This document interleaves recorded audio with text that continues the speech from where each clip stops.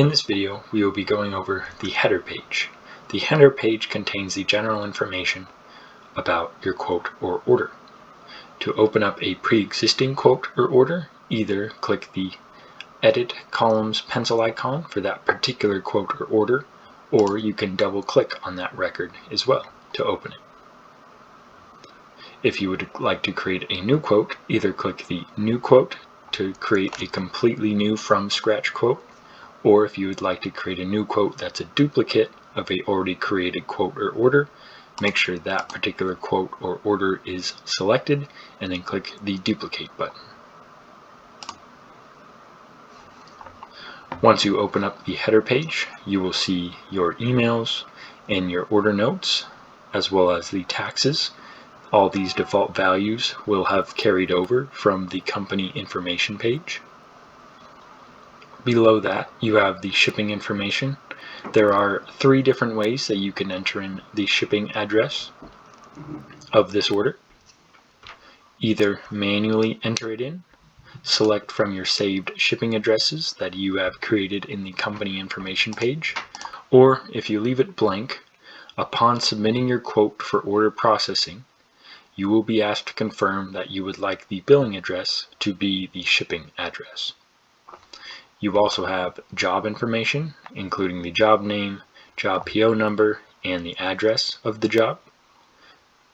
This is not required information to have upon submission. Then we have screen handling. The default value will be the default value that has been set in the company information page. You have none, box and ship, or deferred. If you click Deferred, you will have a pop-up appear that details how the deferred screen handling process works at the Quarterling Window Company. And then multiple components will appear, including another saved address dropdown, the address components, as well as the Request Screens button that is currently disabled. This will become enabled after submitting the quote, and it starts the ordering process.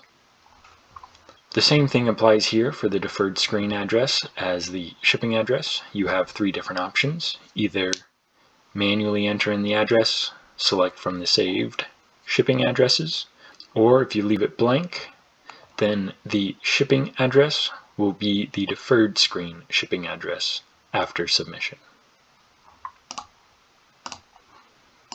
Next we have the account discounts section.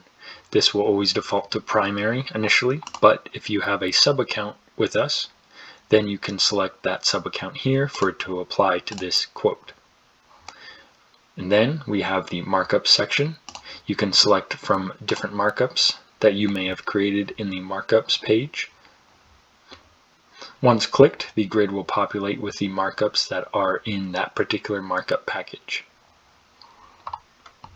Finally, we have the row of buttons at the bottom. We have the detail button that will navigate you to the detail page. Then we have the calculator and print button. Both of these functionalities will be covered in the detail page video. And finally, the submit button.